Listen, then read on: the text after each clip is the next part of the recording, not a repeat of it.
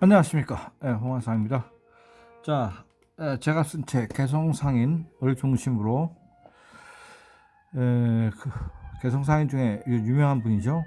지금 파리바게트를 차린 창업주이십니다. 옛날에는 파리바게트가 아니었고 삼립빵이었죠. 삼립식품. 그 어렸을 때 누구나 이 크림빵에 대한 추억을 갖고 있습니다. 삼립 크림빵이죠. 제가 삼립 크림빵 먹은 거는 아마 1965년, 6년쯤 되는 것 같습니다. 제가 초등학교 5학년, 6학년 때 크림빵을 먹었죠. 그때 제 가격이 대충 한 10원 정도 했을 겁니다. 많이 먹을 때는 하루에 최고 기록 10개를 먹은 적이 있네요. 근데 그 10개를 한꺼번에 사질 못하고 돈이 없으니까 학생이니까 엄마한테 졸라가지고 하나 먹고 나서 한 10분 있다가 또 하나 더 사 먹겠다고 해가지고 총 10개를 엄마를 잘 구슬러 가지고 먹었던 기억이 납니다. 그때는 빵 하나 먹는 게 쉬운 일이 아니었습니다. 바로 저희들하고 학창시절을 같이 보냈던 제가 중학교 때까지는 초등학교 5학년 6학년 중학교 3년은 삼립빵을 많이 먹었던 것 같습니다. 고등학교 다닐 때는 삼립에서 호빵이 났죠. 호빵. 그래서 한 고3 때 그때쯤은 호빵을 좀 사 먹었던 기억이 납니다. 제가 군대를 70년대 후반에 대학교 다니다 좀 늦게 가가지고 논산훈련소에서 훈련을 받는데 그 쉬는 시간이 되면은 매점에 가서 빵을 사 먹으러 전부 막 달려갑니다. 내 옆에 있던 내 후반에 뭐 전우죠 이를테면 그 친구는 삼립빵을 54개를 먹더라고요. 놀랬어요. 뭐 저도 빵을 좋아하긴 하는데 뭐 기껏 해봐야 뭐 10개가 최고 기록인데 54개 먹는 사람 처음 봤어요. 그때는 먹을 만한 게 그밖에 없었습니다. 옛날에는 저 굴다리 밑에서 이렇게 호떡 사가지고 하나씩 먹고 그랬는데 호떡의 시대가 이제 끝나간 이유도 바로 이 삼립 크림빵이 나왔기 때문입니다. 자, 이 삼립빵을 만든 분은 개성상인인 허창성 회장님입니다. 돌아가셨지만은 자, 이분은 집안이 너무 가난해서 어렸을 때 아버지가 널 더 이상 뭐 중학교 고등학교를 보낼 형편이 못 되니까 상미당이라고 하는 이 동네에 빵집이 있는데 거기 가서 빵 만드는 기술을 배워라. 그래가지고 할 수 없이 공부를 이제 못하고 그때부터 빵 만드는 기술을 배웠죠.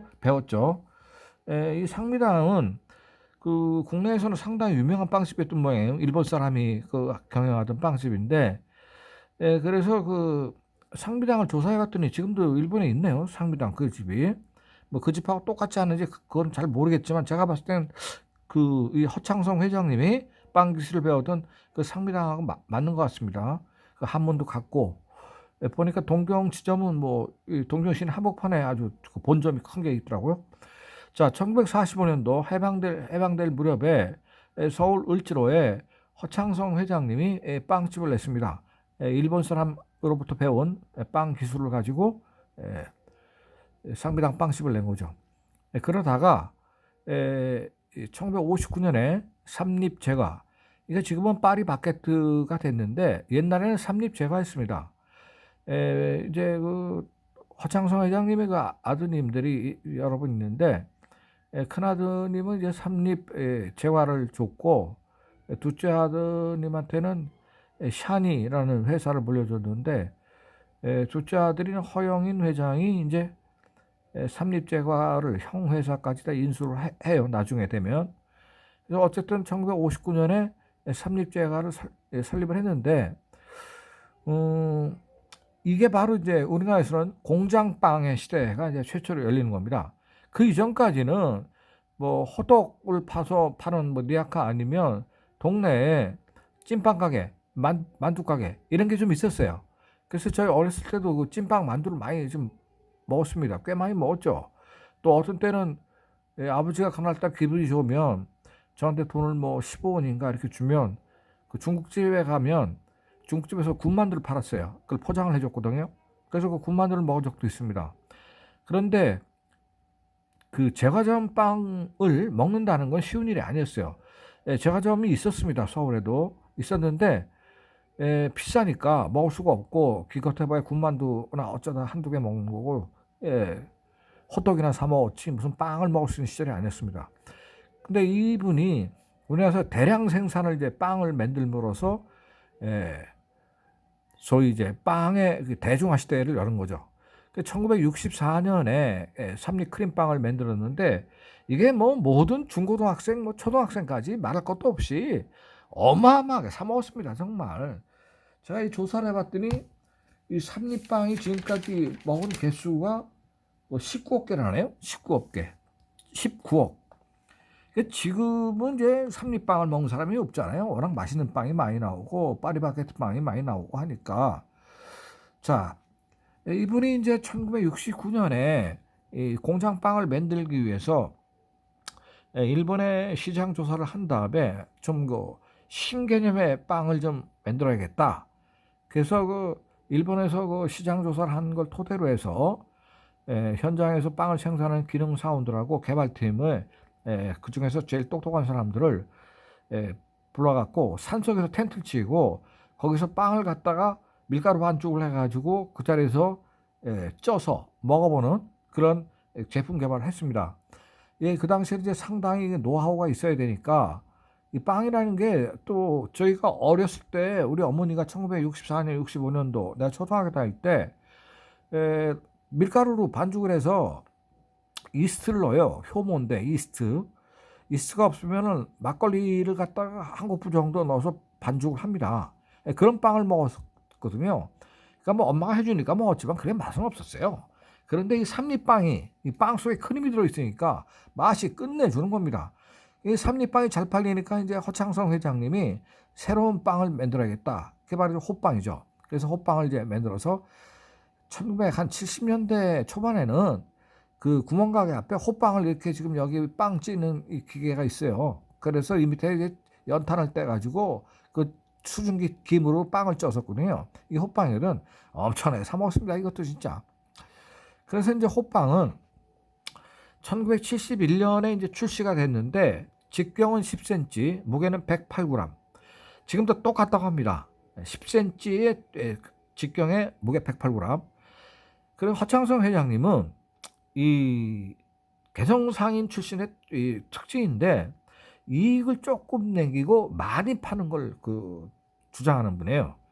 그래서 이게 그 당시 그 10원에 이 호빵을 팔았는데 그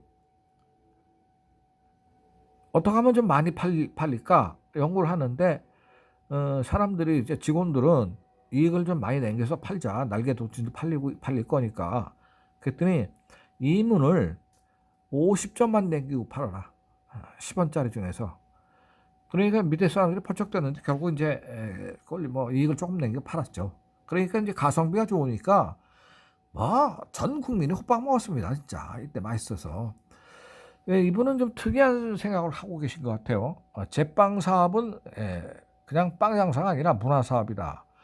문화를 대표하는 빵의 품질에 문제가 있으면 안 된다. 그래서 아주 철저한 품질주의 이걸 했습니다. 이게 이제 개성상인의 특징이죠, 이것도. 그래서 그 일본에도 유명한 빵 가게들이 많은데 단팥빵 가게로서는 제일 유명한 데가 그 동경 긴자에 있는 기무라의 빵 가게입니다. 130년 됐는데 저도 그 집 걸 가끔 먹는데 일본 동경 가면은요. 솔직히 말씀드리면 한 15년 전까지는 그 빵이 더 맛있었어요. 일본 게.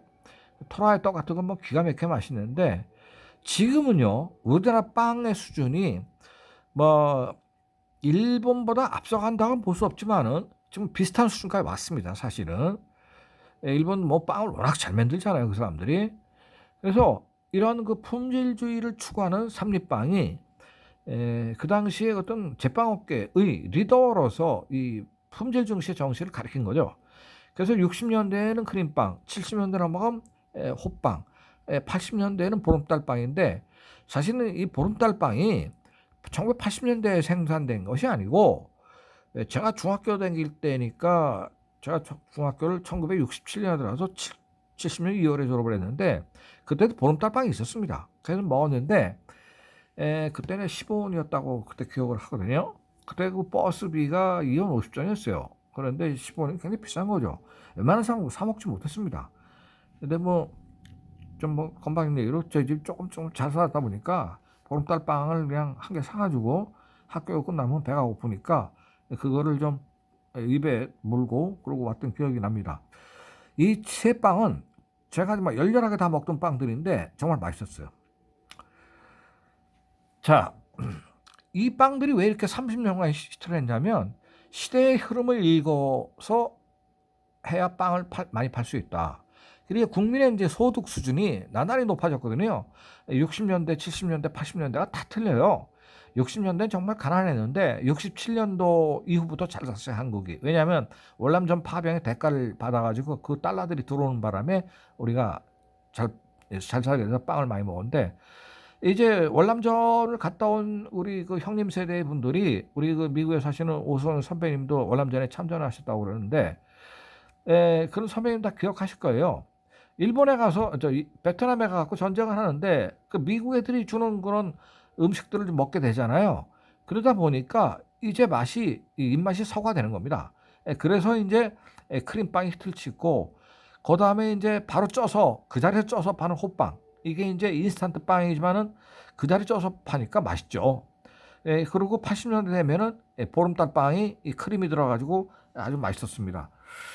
자, 이 허창성 회장님은 목표가 딱 하나예요. 오직 빵 하나만으로 승부를 낸다. 빵 하나만 생각한다. 살아서도 빵을 만들고 죽어서도 빵을 만든다라는 아주 빵에 그냥 인생 목숨을 건 분이었습니다. 1992년에 은퇴를 하셨는데 신제품이 나오면은 은퇴를 하시고 난 다음에도 가장 먼저 빵 맛을 본 다음에 문제점을 지적해갖고 그걸 고쳐라라고 얘기를 하신 정도로 열의가 대단하셨죠. 한 가지 일을 잘 못하는 사람이 두 가지 일을 잘할 수 없다. 그러니까 제품 하나를 만들어도 잘 만들어야지 두 번째 빵도 잘 만들지 그렇게 좀 한 우물을 파서 빵에 목숨을 걸고 해야 된다는 게 우리 허창성 회장님의 생각이었습니다.